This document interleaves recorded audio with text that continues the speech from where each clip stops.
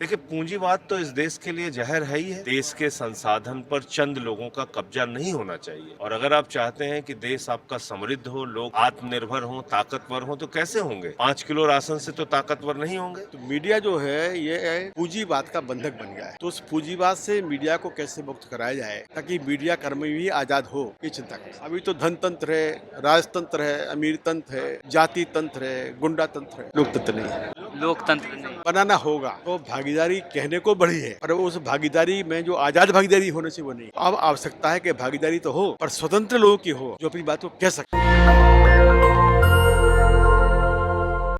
Sir, जिस तरह से ये रघु ठाकुर जी की 2 किताबों का आज विवेचन हुआ है, उस पर आप क्या कहें? देखिए, ये हम सब के लिए बहुत ही सुखद अनुभव है। रघु जी को पढ़ना, उनके द्वारा लिखी गई बातों को जानना बहुत अच्छा अनुभव है। और पहले भी उनकी बहुत सारी किताबें आई हैं। ये जो किताब है, इसमें आमजन और राजनीति, और दूसरा विषय है समस्या और समाधान। 39 लेख हैं उनके, अलग अलग विषयों के। न्यायपालिका के बारे में भी, संविधान के बारे में भी, पूंजीवाद के बारे में भी। और मैं समझता हूँ कि इन सारे विषयों को अगर गहराई से आपको समझना है तो ये किताब जरूर पढ़नी चाहिए।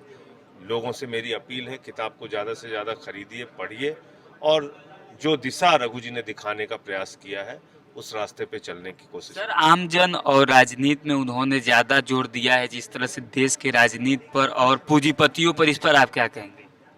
देखिए, पूंजीवाद तो इस देश के लिए जहर है ही है। और जो समाजवादी विचारधारा के लोग हैं वो हमेशा पूंजीवाद के खिलाफ बोलते रहे हैं। देश के संसाधन पर चंद लोगों का कब्जा नहीं होना चाहिए। और अगर आप चाहते हैं कि देश आपका समृद्ध हो, लोग आत्मनिर्भर हो, ताकतवर हो, तो कैसे होंगे? 5 किलो राशन से तो ताकतवर नहीं होंगे। वो संसाधनों के सही बंटवारे से होंगे। तो इसलिए पूंजीवाद के बारे में जो उन्होंने लिखा है रघु जी ने, उसको पढ़ना और समझना चाहिए। तो आप देख सकते हैं किस तरह से ये सांसद जी थे संजय सिंह जी, और जिस तरह से आज ये विमोचन में आए थे। आप देख सकते हैं पुस्तक विमोचन में आए थे। जो रघु ठाकुर जी जो किताब लिखे थे, 2 किताब का विमोचन हुआ, समस्या और समाधान, और दूसरी किताब थी आमजन और राजनीति। आमजन राजनीति में जिस तरह से इन्होंने बताया है, यहाँ पे जो चीज़ें सुनने को मिली कि जो इस देश के संसाधनों पर कुछ ही लोगों का जो कब्जा है, उस पर किस तरह से उसका निवारण किया जाएगा। सर, जिस तरह से आज आपने 2 पुस्तकें लिखी हैं और उसका आज विमोचन हुआ है, ऐसे में सर समस्या और समाधान में आपने मीडिया का भी चर्चा किया है। ऐसे में क्या लग रहा है कि मीडिया, बात ऐसे आमतौर पर किया जाता है तो मीडिया समस्या का समाधान के लिए है, लेकिन क्या लग रहा है कि ये कोई समस्या है? देखिए क्या है कि मीडिया की जो भूमिका है वो भूमिका तो आज नजर नहीं आती जो होना चाहिए। पर मैं मीडिया को दो हिस्सों में देखता हूँ। एक है मीडिया कर्मी जो कलम चलाता है, जो समाचार इकट्ठा करता है, लेता है, पर उसे देना उसके हाथ नहीं है। तो मीडिया जो है ये पूंजीवाद का बंधक बन गया है। तो उस पूंजीवाद से मीडिया को कैसे मुक्त कराया जाए ताकि मीडिया कर्मी भी आज़ाद हो, ये चिंता कर सकते हैं। क्या लग रहा है कि जो मीडिया, देश की मीडिया है, वो पूंजीपतियों का मीडिया हो चुकी है? आज से नहीं, पहले से हो चुकी है और ज़रा ज़्यादा हो गई है, पर हमें उम्मीद है कि समय बदलेगा। लेकिन देश में एक और हवा बह रही है कि इसे मनु मीडिया का नाम दिया गया है। देखिए, मनु मीडिया है वो एक प्रकार का जवानी वाचाल मीडिया है, वोकल मीडिया है। जो आज का प्रचार तंत्र है ये उससे ज़्यादा ताकतवर है, क्योंकि जो मनु मीडिया है उस मनु मीडिया ने बहुत प्रभाव डाला है, बहुत बुराइयां पैदा की हैं, और वो व्यक्ति व्यक्ति थी। आज मैं कहता हूँ कि जो हमारे यहाँ इलेक्ट्रॉनिक मीडिया है, इसकी जो ताकत है, ये ताकत परमाणु से भी ज़्यादा है। परमाणु इंसान का शरीर नष्ट कर सकते हैं, यदि इंसान के दिमाग को नष्ट कर सकता है, क्योंकि आपकी एक खबर एक मिनट में 40 करोड़ के पास पहुँच सकती है, 100 करोड़ के पास पहुँच सकती है। एक सच भी पहुँच सकता है, झूठ भी पहुँच सकता है। तो इसलिए इसकी चिंता है। ऐसे में सर एक और आपकी जो ये आमजन और राजनीति पर जो किताब है, उसकी विवेचना में ये निकल कर आ रहा था कि एक तरफ देखा जाए तो राजनीतिक और एक तरफ देखा जाए तो आमजन, इन दोनों के बीच में बहुत बड़ी खाई दिखाई गई है। नहीं, खाई नहीं, खाई ये है कि आमजन राजनीति करे कैसे। अगर राजनीति पैसा प्रवण हो जाए, विज्ञापन प्रवण हो जाए, तो आमजन करे कैसे। तो राजनीति के लिए भी आज़ाद करना जरूरी है ताकि आमजन के लिए कार्य क्षेत्र में आ सके। हमें चाहते हैं कि लोकतंत्र का मतलब एक व्यक्ति एक वोट के साथ साथ एक ऐसा समाज हो जिसमें हर व्यक्ति समानता से लड़ सके। यह क्या लग रहा है कि जो राजनीति है वो लोकतंत्र है या फिर पैसा तंत्र है? अभी तो धनतंत्र है, राजतंत्र है, अमीर तंत्र है, जाति तंत्र है, गुंडा तंत्र है, लोकतंत्र नहीं है। लोकतंत्र नहीं। बनाना होगा। संभावना हमारा पद में बैठ के हम लोग कितना करते हैं। वतन तो हमारा है, देश हमारा है ना। क्या लग रहा है कि मोदी जी जो हैं इस देश के सबसे बड़े लोकतंत्र के तीसरे बार प्रधानमंत्री पद की शपथ ले लिए हैं और लोकतंत्र की सबसे अच्छा अगर परिभाषा माना जाता है तो मोदी जी को? हमारी उनको शुभकामनाएं, तीसरी बार शपथ ली है।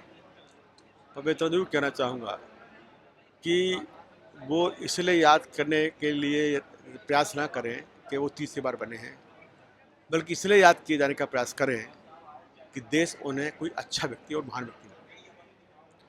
तीसरी बार पद पर जाना ये घटना बड़ी है पर सामान्य भी है, पर देश में महान बनना ये बड़ी घटना है। क्या लग रहा है सर कि देश में समानता और भाईचारा और एकता कब आएगी? जब देश में जो पावर सेंटर है कहीं भी बात की जाए भागीदारी की, जब सभी लोगों की भागीदारी होगी तभी तो हो सकता है ऐसा। भागीदारी को बढ़ाना पड़ेगा। भागीदारी अभी बढ़ी भी है, पर जिनकी भागीदारी बड़ी है क्या वो अपने कर्तव्य का निर्वहन कर रहे हैं? आज मान लीजिए कि सुरक्षित क्षेत्र से जो लोग चुन के जा रहे हैं, क्या वो उनकी प्रवक्ता के रूप में काम कर रहे हैं? तो भागीदारी कहने को बड़ी है, पर उस भागीदारी में जो आज़ाद भागीदारी होने से वो नहीं है। तो अब आवश्यकता है कि भागीदारी तो हो, पर स्वतंत्र लोगों की हो जो अपनी बात को कह सकें। अगर पिछड़े वर्ग के लोगों के ऊपर या अनुसूचित जनजाति या जाति के लोगों के अधिकारों के ऊपर हमला होता है और उनके जो वहाँ पर नुमाइंदे हैं वो चुप बैठे रहते हैं, तो ये भागीदारी किस काम की है? ये तो नहीं है भागीदारी। ऐसी भागीदारी को नहीं करना।